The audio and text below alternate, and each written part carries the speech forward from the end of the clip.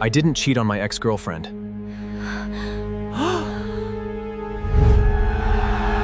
The comments were moving faster than I could read. Thousands of them. Laughing, mocking, judging.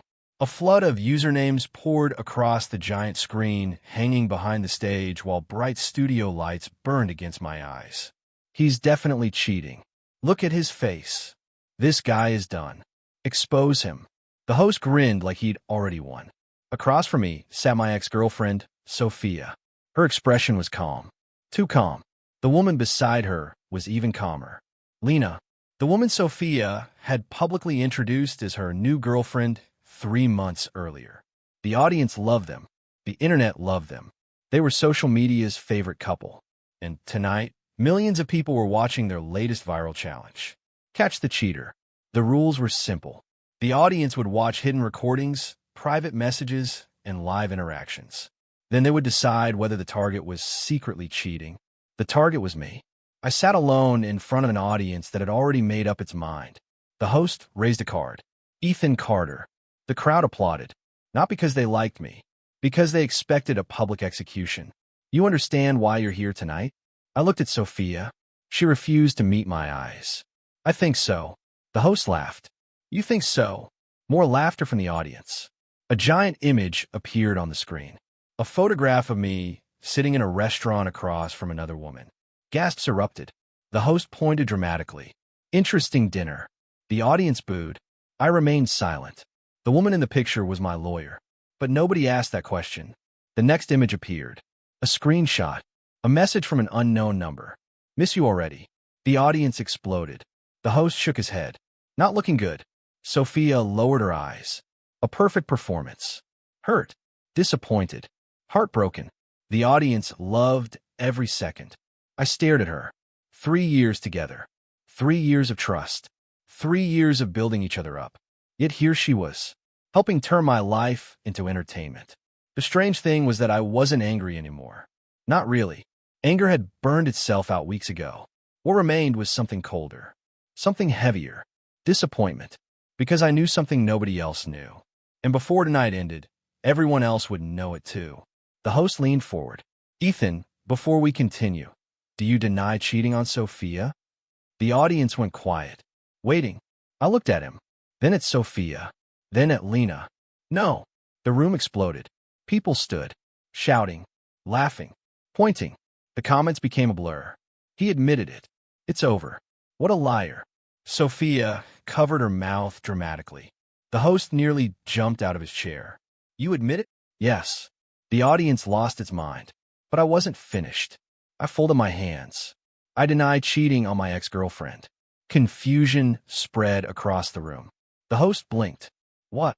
I said I didn't cheat on my ex-girlfriend. The atmosphere shifted. Just slightly. Sophia finally looked at me.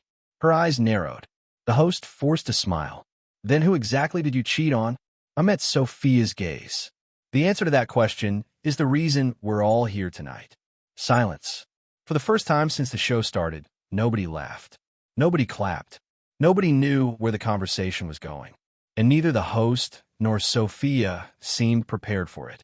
6 weeks earlier, Sophia called me while I was leaving work. Ethan. Her voice sounded unusually cheerful. Can we meet? I almost said no. Almost. By that point, we had already been separated for 3 months. Not officially, not publicly, but emotionally. The relationship had ended long before either of us admitted it. Still, I agreed. An old habit. Sophia had always known how to ask for things. We met at a rooftop cafe overlooking downtown. The city glowed beneath us. Traffic lights stretched across the streets like rivers of red and white. She arrived wearing sunglasses despite the sunset. Sophia always understood presentation. Image mattered to her, maybe more than reality. You look tired, she said. So do you. She laughed. For a moment, it felt familiar. Dangerously familiar. Then she removed her sunglasses. The warmth disappeared. Ethan. What? We should officially break up. Direct. Clean. Calculated. I nodded. Okay. She seemed surprised. You don't want to discuss it? No. Her expression tightened. Sophia expected resistance. Negotiation. Emotion. Instead, she received acceptance. For some reason, that bothered her. I thought you'd fight for us. I looked at the skyline. There hasn't been an us for a long time. She didn't answer, because she knew it was true. For nearly a year, she had been building her online career. Videos, streams, brand deals, interviews, millions of followers. And somewhere during that climb, our relationship became content. Private moments became stories. Arguments became anecdotes. Personal struggles became engagement. Every difficult experience was transformed into material. At first, I tolerated it. Then I accepted it. Then I stopped recognizing my own life. Sophia leaned back. I've been seeing someone. The words landed gently. Not because they weren't painful. Because I already knew. Lena. Her eyes widened. You knew. For months. She stared. Why didn't you say anything? I smiled sadly. Would it have changed anything? She looked away. And that was answer enough. The conversation ended shortly afterward. No shouting. No accusations. No dramatic goodbye. Just two exhausted people acknowledging a truth that had existed for a long time. I thought that was the end. I was wrong. 3 days later, the internet announced Sophia's new relationship with Lena. The reaction was explosive. Millions of views, articles, interviews, podcasts, celebrations. Sophia's popularity doubled almost overnight. I watched none of it, at least not intentionally. Yet somehow her content kept finding me. Friends sent screenshots. Coworkers mentioned videos. Strangers recognized me. The ex-boyfriend, the supporting character, the man left behind. I ignored it. Life continued. Work remained busy. I focused on my consulting business. Focused on clients. Focused on surviving. Then one night my younger sister called. Ethan, what happened? Have you seen Sophia's newest stream? No. A pause. You should. I sighed. I really shouldn't. Ethan. Her voice changed. Something was wrong. I opened the link. The stream had nearly 1 million viewers.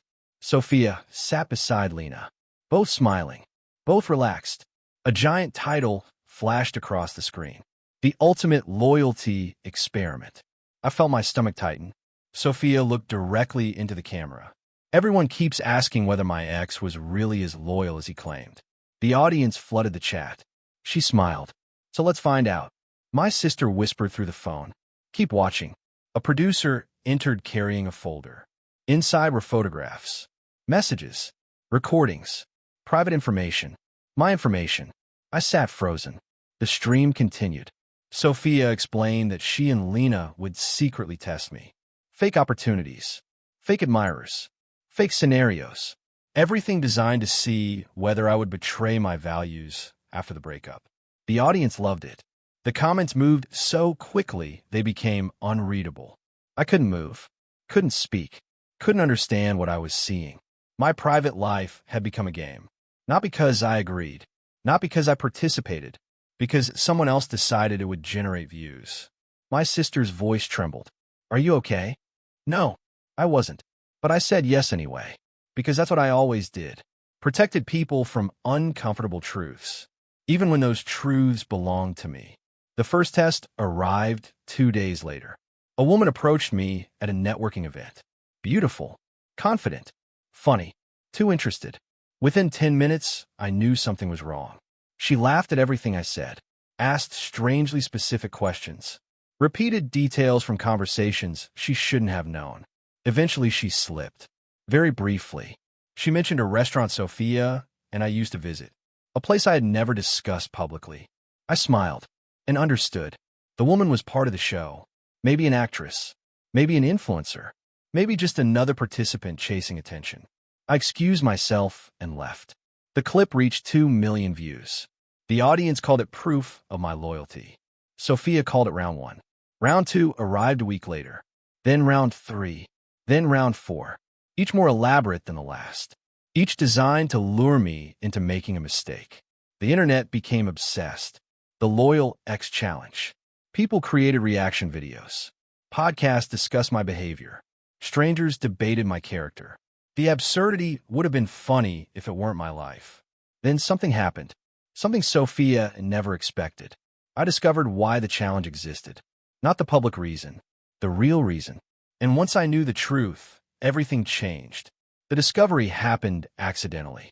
I was meeting a client, a woman named Rebecca, a lawyer specializing in intellectual property.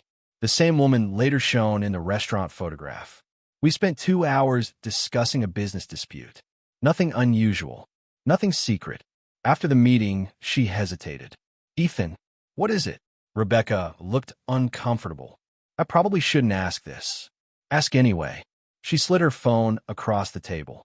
An article filled the screen. Sophia and Lena, smiling, celebrating. Another interview. I sighed. "I'm aware." Rebecca nodded slowly. "Then you probably know Lena used to work for Vantage Media." I frowned. Vantage Media, the company managing Sophia's brand partnerships. "Okay." Rebecca studied me carefully. "Did you know she still owns part of it through a holding company?" My stomach tightened. "No." "Then you should." Something in her voice alarmed me. Rebecca wasn't interested in gossip. She delved in facts, evidence, documents. I leaned forward. "What are you telling me?" She opened another file. Corporate ownership records, names, percentages, transfers, legal filings. And there it was. Lena, hidden behind multiple entities, still financially connected to Sophia's business empire. I stared at the documents, trying to understand, trying to process. A realization slowly emerged. The relationship reveal, the streams, the challenges, the constant publicity. It wasn't just personal, it was business. Engagement translated into money. Money translated into growth. Growth translated into power. The challenge wasn't testing loyalty. It was feeding an audience. And I was the product. Rebecca watched my expression. "You didn't know." "No. I thought you were involved." I laughed. A short hollow sound. "Apparently not." When I left the meeting, I sat alone inside my car for nearly an hour. Thinking, remembering, connecting details. Suddenly everything made sense. The manufactured drama, the public narrative, the carefully timed releases, the endless content. I wasn't a former partner. I was a character, a profitable one. And for the first time in months, anger returned. Not loud, not explosive, quiet, sharp, the kind that changes people. That night, I made a decision. I stopped responding, stopped explaining, stopped defending myself, stopped helping. If Sophia wanted to build a show around me, she could do it without my cooperation. I would simply step aside. I didn't realize that choice would eventually destroy everything she had built. Back in the studio, the audience waited. The host shifted nervously. The energy had changed. My earlier answer still hung in the air. "The reason we're all here tonight." He forced a smile. "What exactly does that mean?" I looked toward Sophia. For the first time, uncertainty appeared on her face. A tiny crack, but a crack nonetheless. Because she knew something was wrong. The script wasn't unfolding correctly. The audience wasn't reacting correctly. And somewhere deep down, she already suspected what was coming. I folded my hands. "You wanted the truth." The room grew silent. "Tonight you'll get it." Sophia's jaw tightened. Lena sat motionless. The host glanced toward the producers behind the cameras, waiting for instructions, waiting for control. But control was already slipping away. And none of them understood just how much. A person can survive betrayal. They can survive humiliation. They can survive becoming a joke. What breaks people is discovering that the people they trusted saw them as a tool, as content, as something to be consumed. I had spent months saying nothing, months protecting reputations that were never protecting mine. That ended tonight, not because I wanted revenge, because truth eventually demands space. And once spoken, it refuses to disappear. I looked directly at Sophia, then at the audience, then into the nearest camera. The red recording light blinked. Millions were watching. Good. They deserve to hear what happened next. The people who profit from someone else's silence often mistake it for permission. I took a slow breath, and for the first time since the challenge began, I decided I would finally speak. The studio lights felt hotter than before, not because anything had changed, because everyone was waiting. The audience, the host, the producers behind the cameras, Sophia, Lena, millions of viewers watching from their phones and laptops. All of them expected a confession, a scandal, a cheating story. Instead, they were getting something else. The truth. And truth rarely follows a script. The host cleared his throat. Ethan, let's be careful here. A nervous smile stretched across his face. You've implied that something improper happened behind the scenes. I didn't imply it. The smile vanished. I said it. The audience stirred. Sophia finally spoke. Her voice remained calm, controlled. The same voice that had built a career convincing millions she was authentic. What exactly are you accusing me of? I looked at her. For a second, I remembered the woman I had met 3 years earlier. The woman who laughed too loudly at terrible movies. The woman who ordered food she claimed she hated and then finished anyway. The woman who once spent an entire night helping a stranger whose car had broken down in the rain. That woman existed. At least she used to. The person sitting across from me now felt different. Not evil. Not monstrous. Just someone who had slowly become comfortable crossing lines she once respected. And the worst part? I wasn't sure she even noticed anymore. I'm not accusing you of anything. Sophia frowned. Then what are you doing? I'm explaining. The host interrupted. Explaining what? I leaned back slightly. How a private breakup became a business model. The room fell silent. Not dramatic silence. Interested silence. The dangerous kind. The kind producers fear. Because audiences lean forward when they sense something real. And for the first time that night, people were paying attention for reasons nobody had planned. Sophia laughed softly. You think this challenge was about money? Wasn't it? Of course not. The answer came too quickly, too naturally, almost rehearsed. I noticed Lena glance sideways. Just briefly. The movement lasted less than a second. But it was enough. People tell the truth with their eyes long before they do it with words. The host jumped in. This challenge was created because viewers were interested in your story. I nodded. They were interested. Exactly. So why were sponsorship contracts negotiated before the challenge was announced? The host froze. The audience reacted immediately. Not loudly. Just enough. A ripple. A shift. Sophia's expression hardened. What did you hear that? I smiled. Interesting. Not that's false. Not you're mistaken. Not even what contracts. Instead, what did you hear that? The wrong question. The audience noticed too. You could feel it. A change in temperature. A subtle movement in collective perception. The host quickly raised a hand. Let's not turn this into speculation. I'm not speculating. I opened my phone. The producers visibly tensed. A producer near the side stage whispered urgently into a headset. The host noticed. His face tightened. I continued calmly. 2 months before the challenge launched, Vantage Media signed 3 sponsorship agreements connected to projected viewer engagement.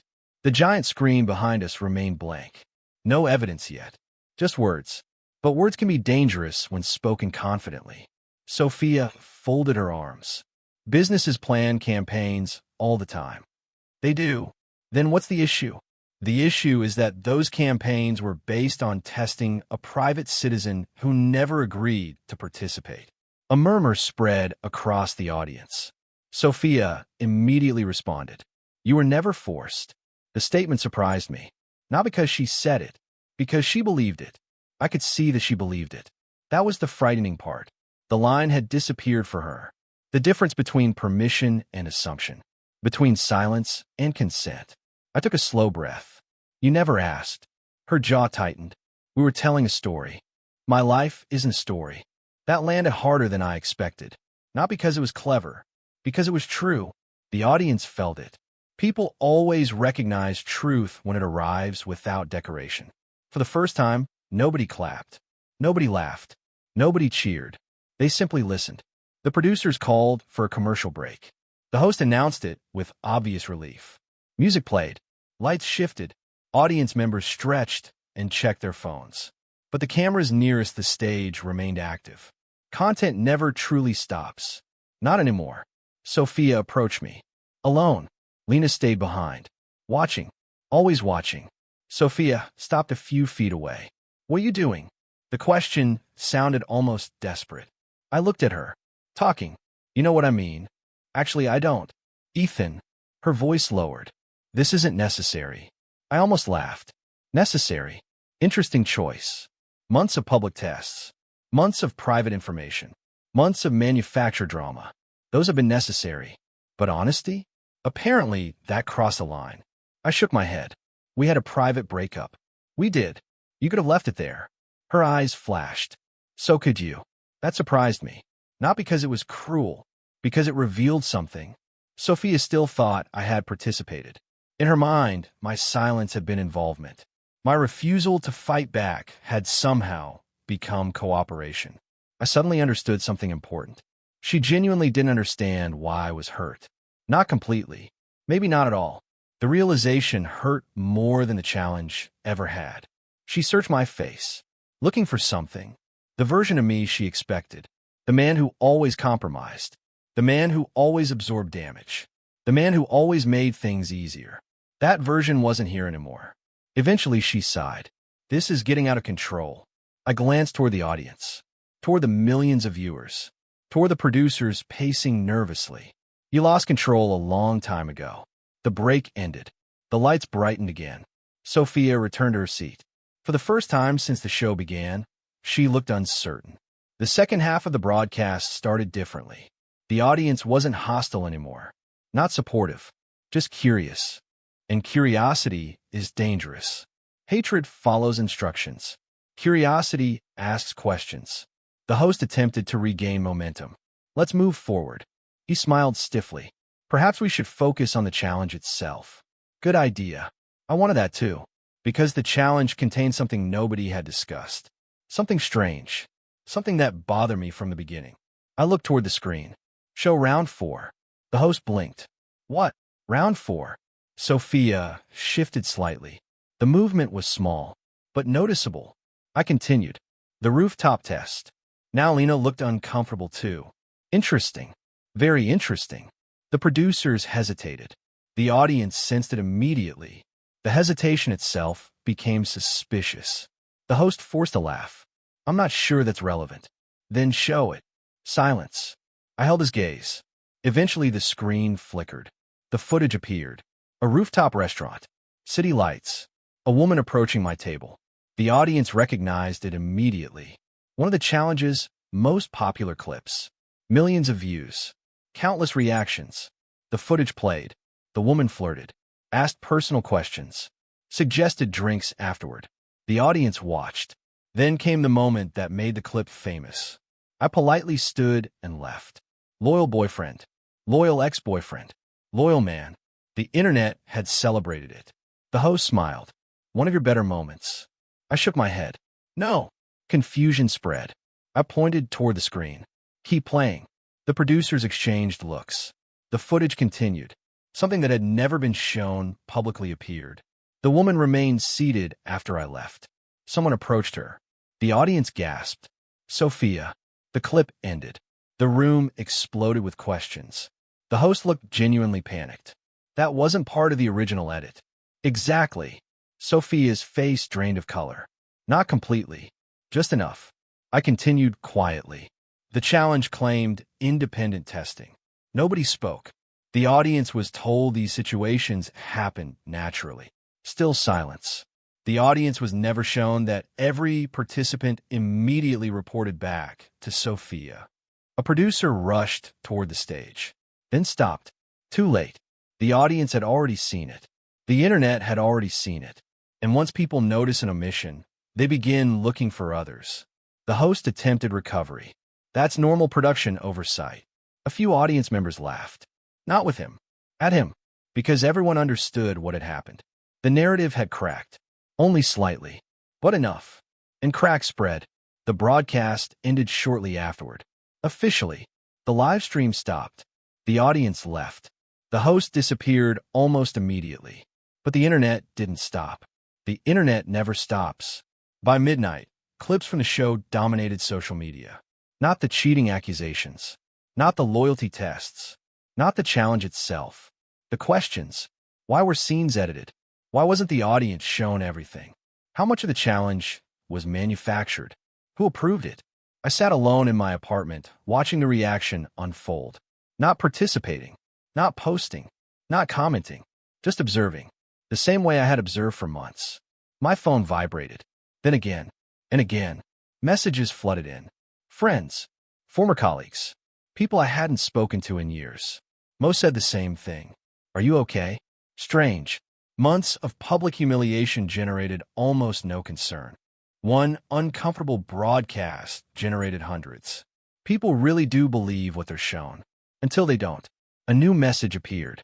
Rebecca, the lawyer. I answered immediately. What happened? Her tone sounded serious. I think you need to see something. My stomach tightened. What?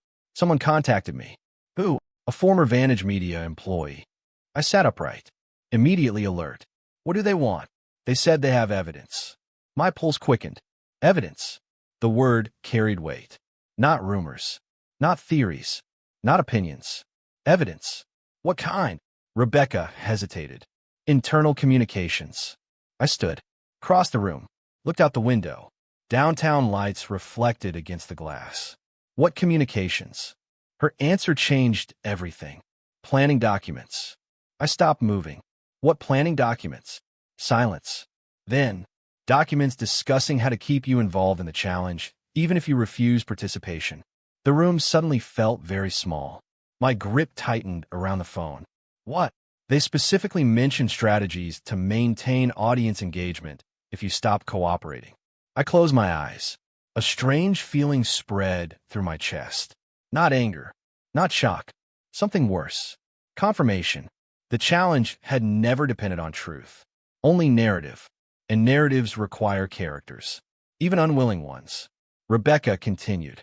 The employee wants protection before releasing anything. Can they prove it's authentic? Apparently, yes. I stared at the city. Thinking. Processing. Remembering every moment I'd doubted myself. Every time I'd wondered whether I was overreacting. Whether I was being unfair. Whether I should simply endure it. The answer was becoming clearer. No, I hadn't been overreacting. I'd been underreacting. The next morning, Sophia posted a statement. Short, polished, carefully worded. She denied manipulating events. Denied misleading viewers. Denied hiding information. The statement received millions of views. And something surprising happened. People didn't automatically believe it. For years, her audience had trusted her. Now they questioned her. Not because they hated her, because uncertainty had entered the conversation. Trust weakens gradually. Then suddenly, I read the statement once, then closed the app. For the first time in months, I felt no need to defend myself. No need to explain. No need to convince strangers. The truth would either survive on its own or it wouldn't. My involvement was no longer required. That realization felt strangely peaceful. My phone rang. An unknown number. I answered. A woman spoke quietly. My name is Claire. I recognized the name immediately. The woman from round 4. The rooftop test. My eyes narrowed. What do you want? A long pause followed. Then, I want to apologize. I said nothing. She continued. I didn't know what the challenge would become. Outside my window, morning traffic moved through the city. People heading to work, living normal lives, unaware of a storm building around a viral challenge. What happened, Claire? Her voice trembled. There are things the public doesn't know. I closed my eyes. Another secret. Another crack. Another piece. The story was becoming larger than anyone imagined. And judging by her tone, what came next wasn't going to help Sophia. Not at all. Every act of rescue teaches someone they never need to save themselves. For years, I had protected situations that should have faced consequences. Now I was finally stepping aside, and the consequences were beginning to arrive on their own. Claire took a shaky breath. Then she said the words that changed everything. I wasn't hired to test your loyalty. My heartbeat slowed. What were you hired to do? Silence. Then, I was hired to make sure the audience believed you failed. The world seemed to stop. And for the first time since the challenge began, I realized the truth might be far worse than anyone suspected. I was hired to make sure the audience believed you failed. Claire's words stayed in my head long after the call ended. I stood motionless in front of the apartment window. Traffic moved below. People crossed intersections. Buses stopped. Lights changed. The city continued exactly as it always had. Yet something fundamental had shifted. For months, I had assumed the challenge was exploitative, manipulative, profitable, but I still believed there had been a line somewhere. A boundary. A point where reality mattered. Now I wasn't so sure. I replayed the conversation. Claire had sounded frightened. Not guilty. Frightened. There was a difference. Guilt came from regret. Fear came from consequences. And consequences were finally approaching. My phone vibrated again. A message from Rebecca. She wants to meet in person. I replied immediately. When? The answer arrived seconds later. Now. The cafe sat on a quiet side street far from downtown. No influencers. No cameras. No people looking for content. Just ordinary customers drinking coffee and living ordinary lives. The simplicity felt almost foreign. Rebecca was already there when I arrived. Claire sat across from her. The woman from the rooftop challenge looked completely different without makeup and professional lighting. Smaller somehow. More human. More nervous. She looked up when I approached. I'm sorry. No introduction. No excuses. Just an apology. I sat down. What exactly happened? Claire exchanged a glance with Rebecca. Then she opened a folder. The folder contained contracts, emails, payment records, meeting summaries. I felt my stomach tighten. Not because I was surprised, because the evidence was real. Claire pointed toward one document. This was my agreement. I read it carefully. The language was deliberately vague. Performance consultation, audience engagement participation, narrative assistance. The words danced around the truth without ever touching it directly. Legal enough to survive scrutiny. Dishonest enough to conceal intent. Who hired you? Claire swallowed. Not Sophia directly. Who then? Vantage. I nodded slowly. Expected. What was your job? Her expression darkened. The original instruction was simple. I waited. She looked down at the contract. Make Ethan appear emotionally unavailable. That surprised me. Emotionally unavailable? Rebecca frowned. Claire nodded. At first they wanted the audience to believe you couldn't move on. I stared. What? It tested poorly. My chest tightened. Tested poorly. As if my life were a marketing campaign. As if my personality were an advertisement. Claire continued. They changed strategies. What strategy? The answer came quietly. The cheating narrative. Silence settled over the table. Even Rebecca seemed disturbed. I looked back at the documents. Everything suddenly made sense. The suspicious edits. The selective footage. The leading questions. The carefully chosen clips. None of it had been random. The challenge wasn't searching for a story. It was constructing one. And I had been too close to see it. Claire's voice shook slightly. I thought it was harmless. I met her eyes. She looked ashamed. Not performatively ashamed. Genuinely ashamed. I thought it was reality entertainment. She laughed bitterly.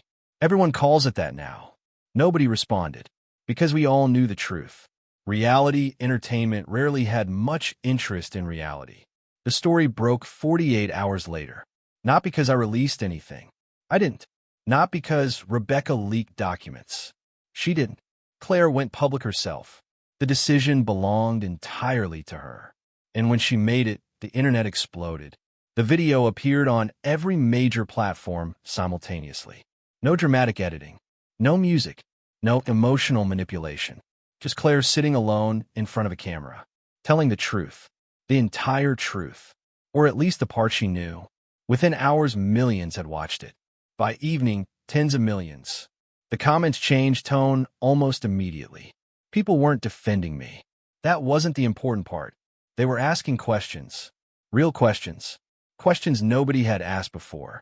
Why were challenge participants being paid? Why were scenes edited? Who approved the narratives? How much of the challenge was manufactured? Where did the sponsorship money go? For the first time since the challenge launched, the spotlight moved away from me. And once it moved, it didn't come back. The public had discovered a more interesting target. The machine itself. Sophia called that night. I considered ignoring it. Then answered. Neither of us spoke for several seconds.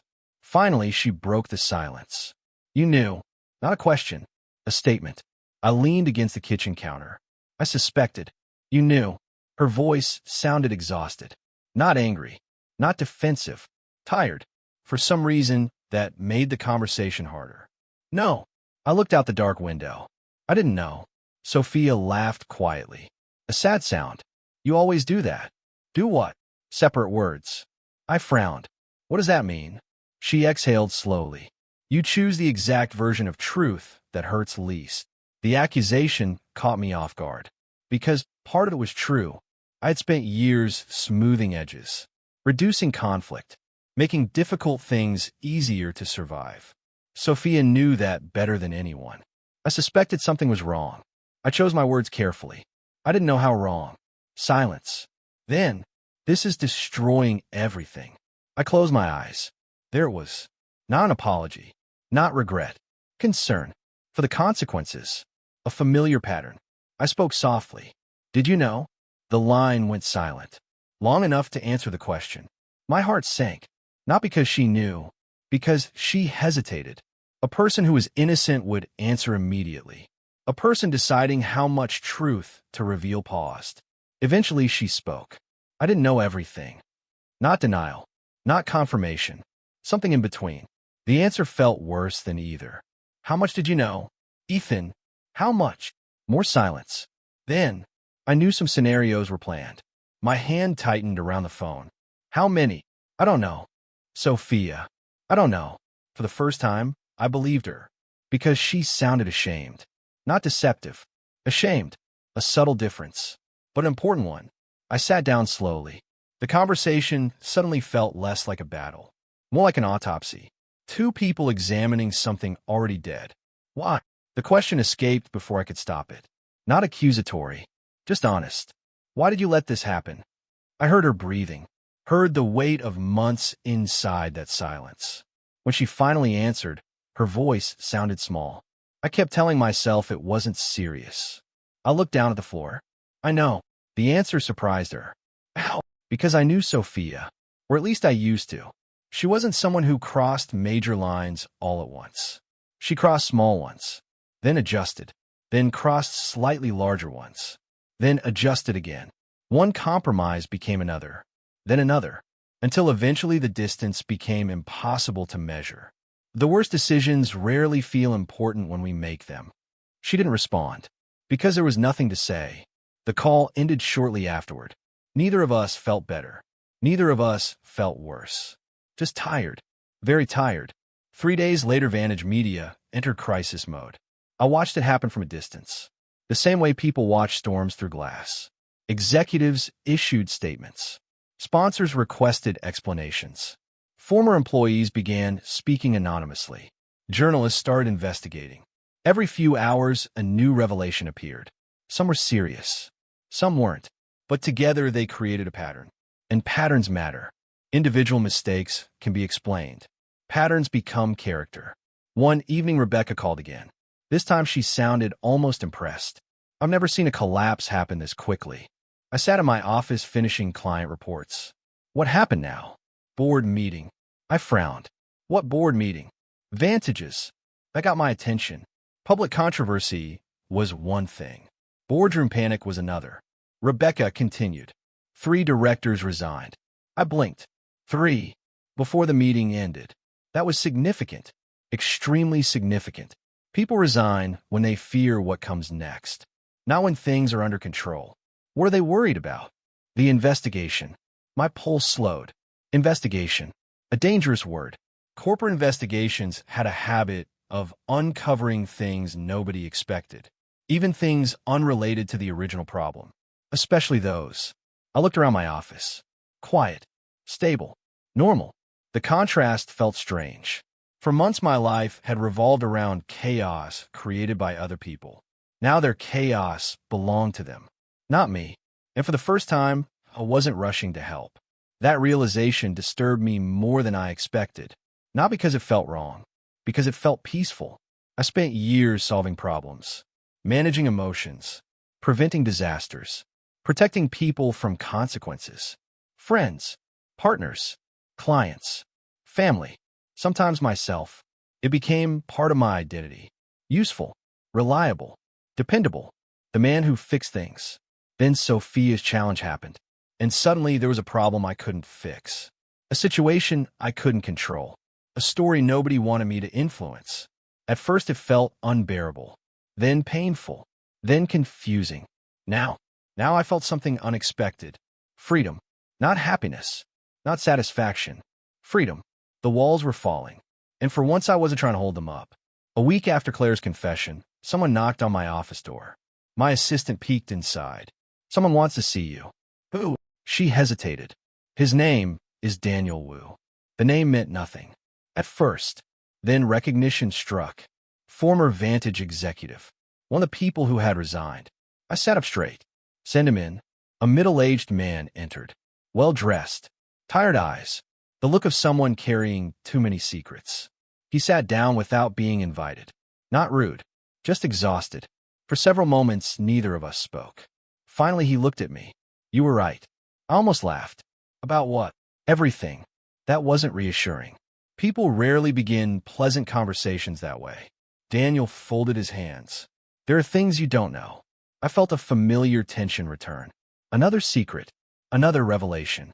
Another missing piece. "Then tell me." His expression grew complicated. A mixture of regret and disbelief. As if he still couldn't quite accept what he had discovered himself. "You think the challenge was created because of audience demand?" I nodded. That was the public explanation. It wasn't the real one. My stomach tightened. Slowly. Carefully. The way it always did before bad news. What was the real reason? Daniel looked directly at me, then delivered the sentence that changed everything. "The challenge wasn't created to test you."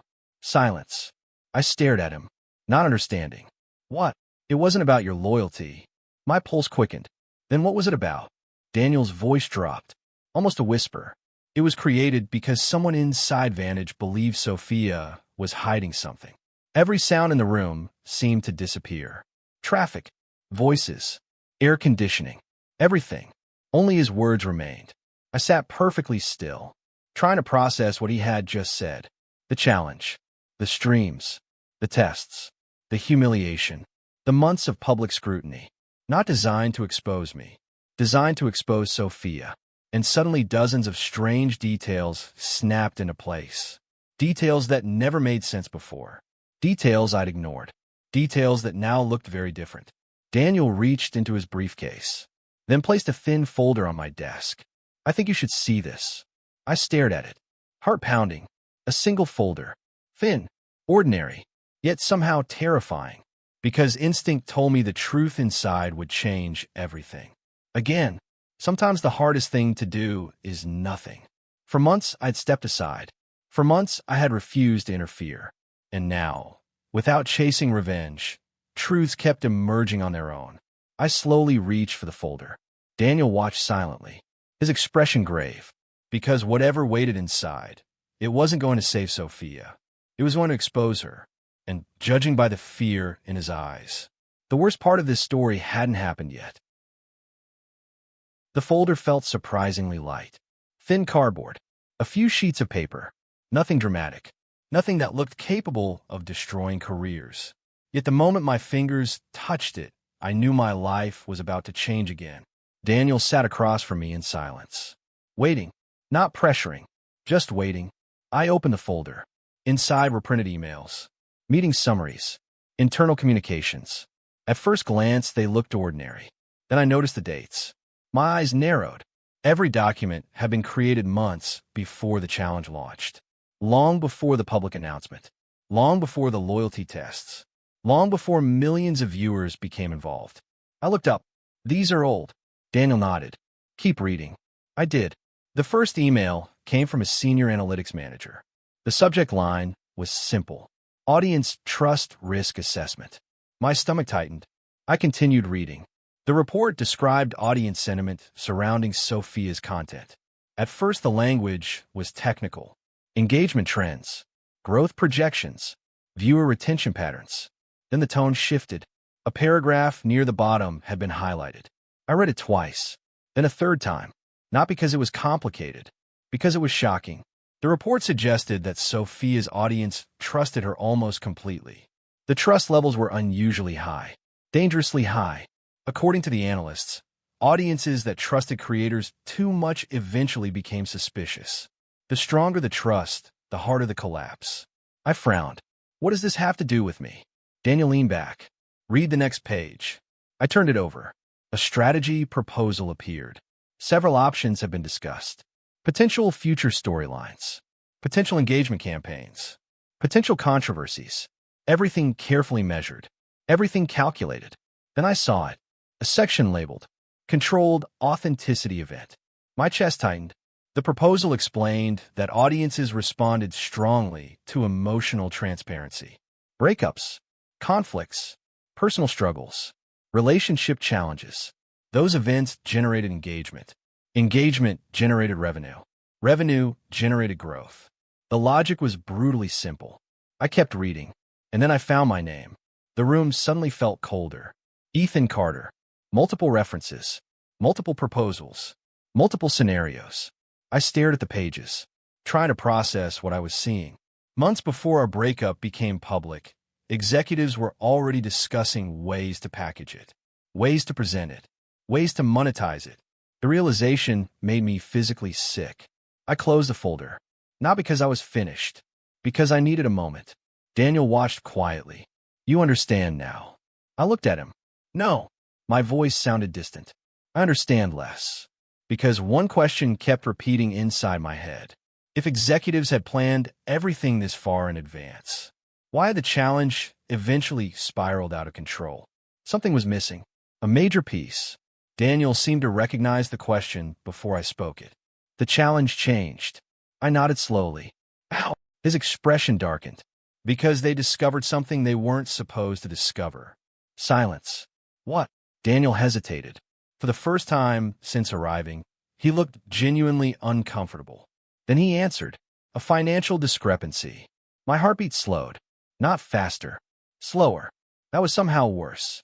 Financial discrepancies rarely existed alone. They usually traveled with other problems. What kind of discrepancy? Daniel rubbed his forehead. The gesture looked exhausted. Not rehearsed. Exhausted. Money started disappearing. The room went silent. I stared at him. Neither of us spoke for several seconds. Then I asked the obvious question. Are you saying Sophia stole money? No. The answer came immediately. Firmly. Without hesitation. Interesting. Daniel believed that part. Then what happened? He exhaled slowly. We don't know. That answer was somehow even worse.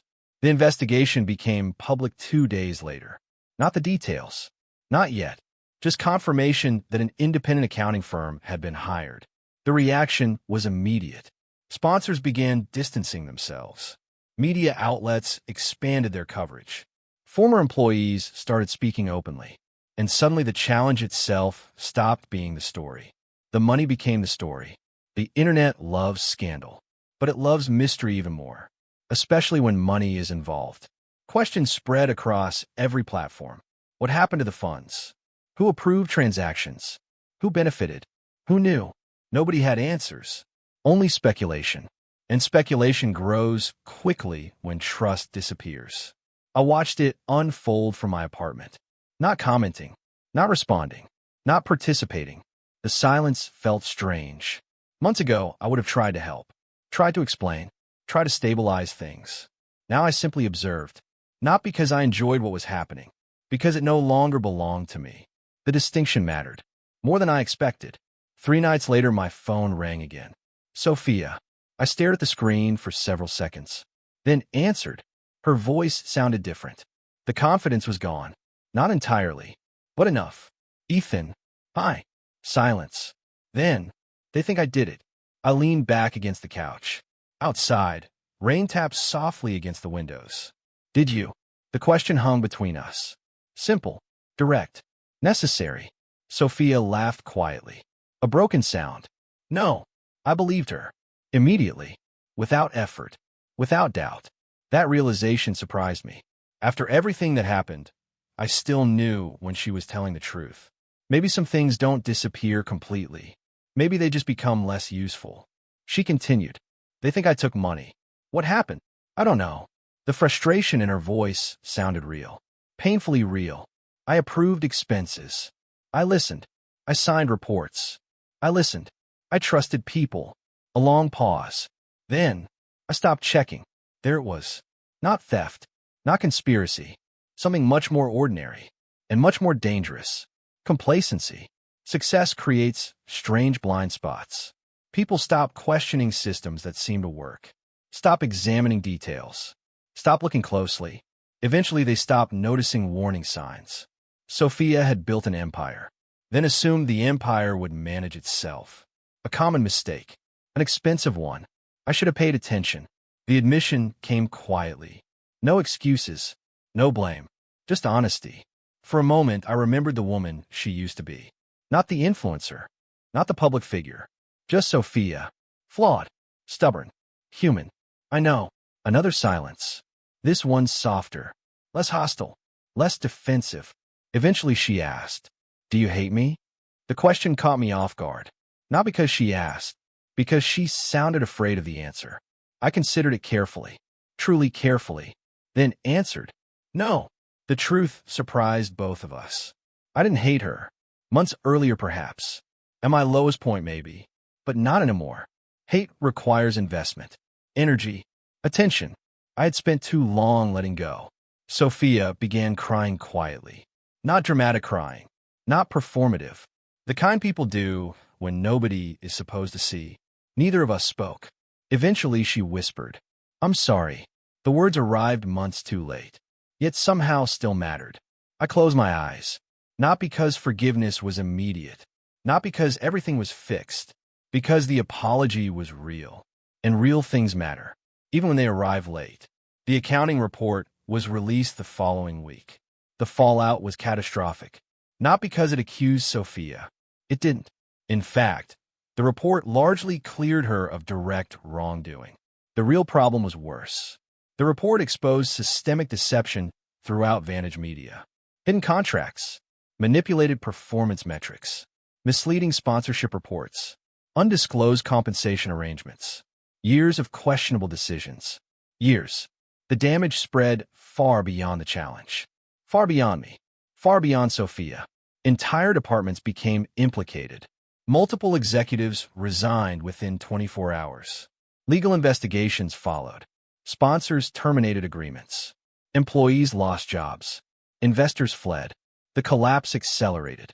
And for the first time, public attention shifted completely. People stopped talking about Ethan. Stopped talking about loyalty tests. Stopped talking about cheating. Now, they discussed accountability, corporate culture, influencer ethics, media manipulation. The conversation had grown larger than any individual, including Sophia. Especially Sophia.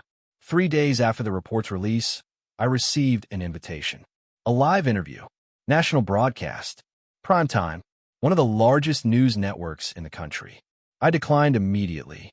Then they asked again. Then again. Then again. The offers became larger. More money. More visibility. More influence. I declined every time. My assistant eventually laughed. "You realize most people would kill for this opportunity." I smiled. "That's probably why they shouldn't have it." She shook her head. "You could control the narrative." Interesting phrase. Control the narrative. The exact mindset that created this mess. I returned to my work. My actual work. Not internet drama. Not public scandals. Work. The simplicity felt refreshing. For months, strangers had defined me through stories. Now I was rediscovering who I actually was. The process felt surprisingly difficult and surprisingly rewarding. One afternoon, Rebecca arrived unexpectedly. She looked amused, which immediately made me suspicious. What happened? She placed a tablet on my desk. An article filled the screen. A familiar photograph accompanied it. Sophia. Press conference. Public statement. I frowned. What's this? Watch. I pressed play. Sophia stood behind a podium. No dramatic lighting. No studio audience. No sponsors. No branding. Just a woman facing consequences. The contrast was striking. Reporters asked questions. Difficult questions. Relentless questions. Questions she couldn't avoid. For nearly an hour, she answered them. Not perfectly. Not flawlessly. But honestly. More honestly than I'd seen in years. Then one reporter asked, "Do you regret creating the loyalty challenge?" The room went silent. Every camera focused on her. Sophia didn't answer immediately. She looked down, gathered herself, then finally spoke. Yes. No excuses. No qualifications. No explanations. Just yes. The reporter continued. Why? Sophia stared directly into the cameras. and answered with a sentence that instantly spread across the internet.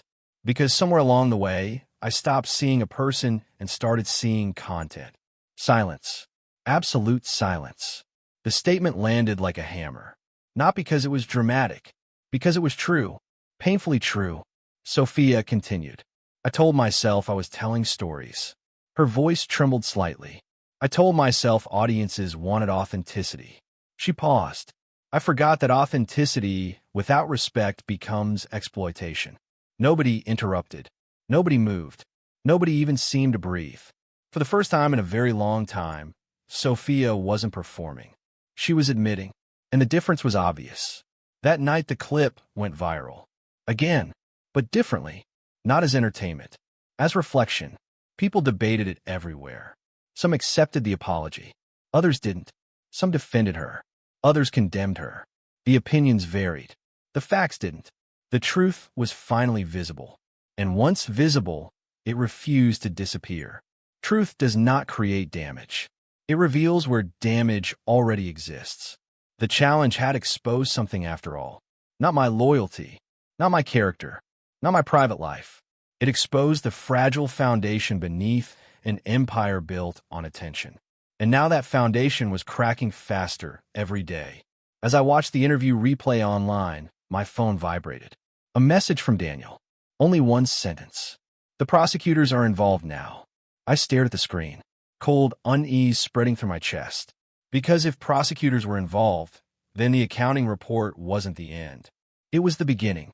And somewhere beneath, everything already exposed. Something even darker was still hidden. The prosecutors are involved now. I read Daniel's message 3 times.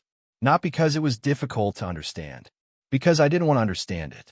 For months, every new revelation had expanded the scope of the disaster. First it was a breakup, then a challenge, then manipulation, then corporate misconduct, then financial irregularities. Now prosecutors. The story refused to stop growing. I sat alone in my office long after everyone else had gone home. The building had become quiet. The usual conversations were gone. The elevators barely moved. Only the faint hum of the ventilation system remained. For the first time in a long while, I felt tired. Not physically, emotionally. The kind of exhaustion that settles deep inside your bones. I looked at the city through the glass walls. Thousands of lights. Thousands of lives. People falling in love. People arguing. People celebrating. People grieving. Most of them would never become trending topics. Most of them would never be watched by millions. And suddenly that seemed like a gift.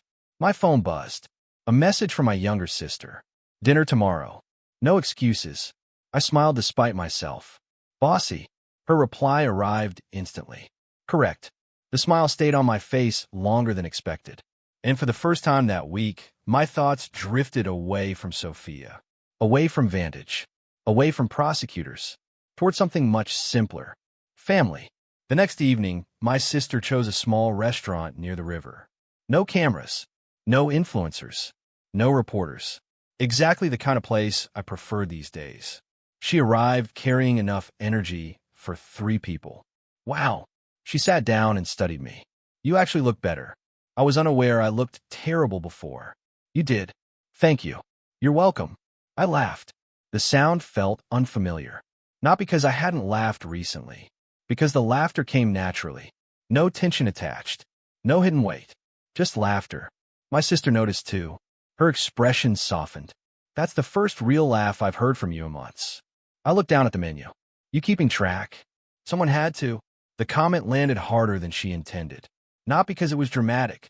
Because it was true. Throughout everything that happened, my sister had quietly remained present.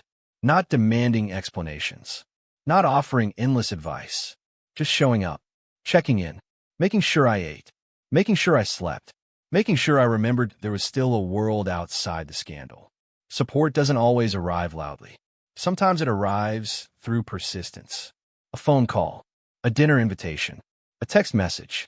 A reminder that you're still a person. Not a headline. Not a story. Just a person. My sister stirred her drink. So, I already knew what was coming. So, what happens now? Good question. I've been asking myself the same thing. What do you mean? I mean your life. She leaned forward. The disaster seems capable of continuing forever. Probably. So what are you doing? I opened my mouth, then stopped, because I didn't have an answer. Or rather, I had too many. Work, recovery, normality, distance, peace. The challenge had consumed so much attention that I hadn't really thought about what came afterward. My sister noticed my hesitation. Her smile became smaller. Kinder. Exactly. I frowned. What exactly? You spent months surviving. She pointed a finger at me. Now you need to start living again. The words lingered. Long after the conversation moved on, the following weeks changed something inside me. Not suddenly. Gradually. Like sunlight returning after a long winter. The prosecutors continued their investigation. Media coverage continued. Former Vantage executives hired lawyers. Lawsuits emerged. Counter-lawsuits followed. The machine kept moving. But I stopped following every update. At first, it happened accidentally. I'd miss an article, ignore a notification, skip an interview. Then it became intentional. I stopped searching, stopped monitoring, stopped checking. Not because I didn't care, because I finally cared about other things more. The distinction mattered, more than I realized. One afternoon, I received an email from a local business association. They wanted help. Several small companies had been struggling with digital marketing, not because they lacked good products, because they lacked experience. The association wanted volunteer mentors. Normally, I would have declined. My schedule was full. My patience was limited. My energy was recovering. Yet something made me pause. Maybe my sister's words. Maybe simple curiosity. Maybe the realization that I wanted to build something instead of constantly reacting to destruction. I accepted. The first meeting took place in a community center. Nothing glamorous. Foldable chairs, cheap coffee, outdated projectors, a dozen nervous business owners. Most were older than me. Many seemed skeptical. One man owned a family bakery. Another managed a repair shop. A woman operated a small bookstore. They weren't looking for fame. They weren't chasing engagement metrics. They simply wanted sustainable businesses. Real businesses. The experience felt strangely refreshing. No performance. No branding strategy disguised as authenticity. Just people trying to solve practical problems. At the end of the meeting, the bookstore owner stopped me. Thank you. I smiled. For what? You explained things clearly. She hesitated. Most experts talk like they want to impress people. I laughed. Occupational hazard. She smiled, then added something unexpected. You seem calmer than when I saw you online. The comment caught me off guard. Not because she recognized me. Because of the observation. Calmer. I considered the word, then realized she was right. I was calmer. Not healed completely. Not finished. But calmer. Like someone who had finally stopped fighting a current and reached shore. Around the same time, Rebecca became a regular presence in my life. Not romantically. Not dramatically. Simply consistently. Some friendships begin through shared interests. Others begin through shared disasters. Ours belonged to the second category. She often stopped by my office after court. We discussed work, politics, books, anything except the scandal. At first, the avoidance felt deliberate. Then I understood something. Rebecca wasn't pretending the situation never happened. She simply refused to let it become my entire identity. One evening, she arrived carrying 2 coffees. You look tired. I've heard that before. You're less dramatic about it now. I accepted the coffee. Progress. She sat down across from me. For a while we worked in silence. Comfortable silence. The rare kind. Eventually she spoke. Do you know what's strange? Dangerous opening. She ignored me. The challenge failed. I looked up. Failed. Completely. I frowned. Millions watched. That's not what it was trying to accomplish. Interesting. I leaned back. What do you think it was trying to accomplish? Rebecca considered the question carefully, then answered. It wanted to turn people into characters. The words hit me immediately. Because they were true. Sophia became the influencer. I became the ex. Lena became the replacement. The audience became spectators. Everyone reduced. Everyone simplified. Everyone transformed into a role. Rebecca continued. But real people don't stay inside stories forever. I stared out the window, thinking. Perhaps that was why everything eventually collapsed. Reality has a habit of escaping scripts, no matter how carefully they're written. A month later, the prosecutors announced formal charges. Not against Sophia, not against Lena, against 3 former Vantage executives. Fraud, misrepresentation, financial misconduct. The news dominated headlines. The reaction was immediate. Markets responded. Sponsors issued statements. News channels ran special coverage. And just like that, the center of gravity shifted again. The challenge became background information, a footnote, part of a much larger investigation. The machine that created the scandal was finally being examined. Not just the scandal itself. I read the announcement once, then closed the article. No celebration, no satisfaction, just acceptance. Consequences had arrived. The people responsible would face them, whether I watched or not. That realization felt liberating. For so long, I had believed justice required participation, effort, action, control. Now I understood something different. Sometimes the most powerful choice is stepping aside and allowing truth to do its work. 2 weeks later, Sophia sent a message. Not a call, not a public statement. A simple message. Can we talk? I stared at it for a long time, then replied, okay. We met in a quiet park near the river. The same river where my sister's restaurant overlooked the water. Coincidence, perhaps. Or maybe life enjoys symmetry. Sophia arrived wearing a baseball cap and sunglasses. Not because she was hiding, because people still recognized her. Fame had become heavier than she expected. We sat on separate benches facing the water. For several minutes, neither of us spoke. The silence wasn't uncomfortable, just honest. Eventually, Sophia broke it. You look better. I laughed softly. My sister said the same thing. She's right. I studied her. You don't. The answer escaped before I could stop it. Sophia smiled sadly. Also true. She looked thinner, more tired, more real. The polished certainty was gone. What remained felt strangely familiar. The woman beneath the brand. I wasn't sure you'd come. I wasn't sure either. That earned a small laugh. Then the laughter faded, and reality returned. Sophia stared at the river. The charges were announced. I saw. They found more than I expected. I nodded. No surprise there. The investigation had become enormous. Sophia remained quiet for a while, then asked, do you ever wish none of this happened? The question seemed simple. It wasn't, because the answer required honesty. And honesty is rarely simple. I considered it carefully, then shook my head. Her eyebrows rose. No. No. The answer surprised her. Maybe even me. I continued. I wish it happened differently. She listened. I wish people hadn't been hurt. She nodded slowly. I wish we had handled things better. Another nod. But no. I looked toward the water. If none of this happened, I'd still be the same person. Sophia didn't speak.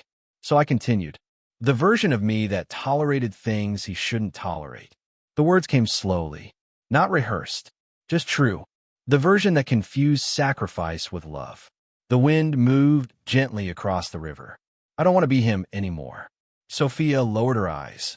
Neither of us spoke after that, because there wasn't much left to say. Peace begins when winning stops mattering.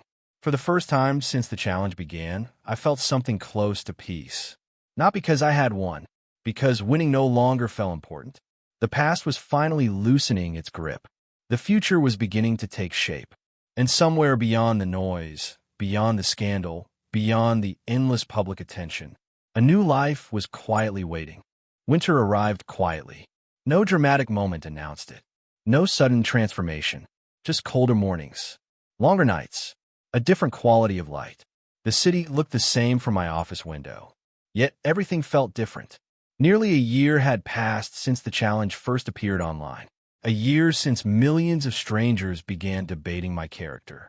A year since my private life became public entertainment. A year since Sophia's carefully constructed world started collapsing. Looking back, the strangest part wasn't how much had changed. It was how ordinary life felt afterward. The internet had moved on. Not completely. The internet never forgets. But it gets distracted. New scandals arrived. New controversies emerged. New people became the center of attention. The cycle continued, as it always does. For months, I had feared being permanently trapped inside that story. Instead, the world simply kept turning. A humbling realization, and an oddly comforting one. The courtroom was quieter than I expected. Not empty, just controlled, measured. The opposite of social media. No trending hashtags. No emotional edits. No viral clips. Only facts. Evidence. Consequences. I sat near the back during one of the final hearings involving former Vantage executives. Not because I needed to be there, because I wanted closure. The prosecutors presented documents, financial records, internal communications, years of decisions laid bare beneath fluorescent lighting. The details were complicated. The pattern wasn't. People had prioritized growth over responsibility, revenue over honesty, control over accountability. And eventually the system collapsed beneath its own weight. The executives looked smaller than I remembered. Not physically, emotionally. Powerful people often appear invincible from a distance. Reality tends to be less impressive. One of them glanced toward the audience. For a brief moment our eyes met. Recognition flashed across his face, then disappeared. Neither of us reacted. There was no satisfaction in that moment. No victory, just understanding. This was where the road ended. Not because someone hunted them, because consequences eventually arrived. As consequences tend to do. After the hearing ended, people slowly filtered outside. Lawyers, journalists, observers. I remained seated for another minute, listening to the silence. Then I stood and left. I never returned. My work expanded unexpectedly. The mentorship program I joined months earlier continued growing. More businesses joined. More owners requested assistance. What started as occasional volunteer work evolved into something meaningful. Not a company, not a movement, just a community. A group of people helping each other build sustainable lives. The bakery owner opened a second location. The repair shop doubled its revenue. The bookstore launched online ordering and survived a difficult season. Small victories. Real victories. The kind nobody writes articles about. The kind that matter anyway. One evening, after a workshop, the bookstore owner approached me again. You know something? Usually a dangerous start. She laughed. You seem happier. I considered the observation, then smiled. Maybe. She shook her head. No. Her expression became thoughtful. Definitely. The answer stayed with me during the drive home. Not because happiness was some grand achievement. Because I hadn't noticed it arriving. It came quietly. Like winter. Like healing. Like most important things. Rebecca remained a constant presence. The friendship survived long after the crisis faded. We still met for coffee. Still argued about books. Still disagreed about politics. Some things never change. One afternoon, she visited my office carrying a newspaper. An actual newspaper. Paper. Ink. Physical pages. I stared at it suspiciously. You bought this. It's called journalism. I'm familiar with the concept. Barely. She dropped the paper onto my desk. An article occupied the front page. Not about me. Not about Sophia. Not about Vantage. The story covered digital ethics reforms adopted by several media companies. New transparency requirements. New disclosure standards. New audience protections. I scanned the article, then looked up. Rebecca smiled. You notice anything? I read it again. Slowly. Then understood. Many of the reforms existed because of what happened. Because the challenge forced uncomfortable conversations. Because people finally examined systems they had previously ignored. I sat quietly for a moment. The realization felt strange. The experience had been painful, humiliating, exhausting. Yet something useful emerged from it. Not enough to justify the damage. Nothing could do that, but enough to matter. Rebecca folded her arms. Not the worst legacy. No. I smiled. Not the worst. Sophia disappeared from public life for nearly 8 months. No streams. No interviews. No podcasts. Nothing. The absence generated endless speculation. Some people assumed she was rebuilding. Others assumed she was hiding. Most simply moved on. I didn't think much about it. Not because I was avoiding the topic. Because I had finally stopped organizing my life around hers. That distinction mattered. One spring morning, a message appeared unexpectedly. I'm opening a community media education program. The sender was Sophia. The message continued. No sponsors. No brand deals. Just education. I stared at the screen, then smiled faintly. Not because everything was forgiven. Not because the past vanished. Because the decision made sense. Perhaps consequences had taught her something. Perhaps regret had. Perhaps both. I replied with a single sentence. I hope it helps people. Several minutes passed. Then her response arrived. Me too. That was the entire conversation. No emotional reunion. No dramatic reconciliation. No attempt to rewrite history. Just two people acknowledging the future. Sometimes that is enough. Months later, I attended a public seminar. Not as a speaker, as an audience member. A rare luxury. Near the end of the event, the moderator opened the floor for questions. A university student stood. Nervous. Determined. She looked around the room, then asked, "How do you recover when your life becomes something you don't recognize anymore?" The question silenced the room. Not because it was unusual, because it was universal. Everyone loses themselves at some point. Through work, through relationships, through ambition, through fear. The details change. The experience doesn't. The moderator pointed toward me unexpectedly. "Mr. Carter?" I almost laughed. So much for anonymity. Several people turned. Waiting. I thought carefully before answering. Then spoke. "You stop trying to recover the old life." The student listened closely. I continued. "You build a new one." The room remained silent. Not uncomfortable silence. Thoughtful silence. The old version exists only in memory. I folded my hands. The future doesn't need you to become who you were. The student nodded slowly. "So what does it need?" I smiled. "Someone honest enough to become who you are now." The answer seemed to satisfy her. It surprised me too, because I hadn't planned it. It simply felt true. The final time I saw Sophia happened by accident. A bookstore opening. Of all places. The irony wasn't lost on me. I arrived early. She arrived late. Neither of us expected the other. For a moment, we simply stood there. Two people connected by history, separated by time.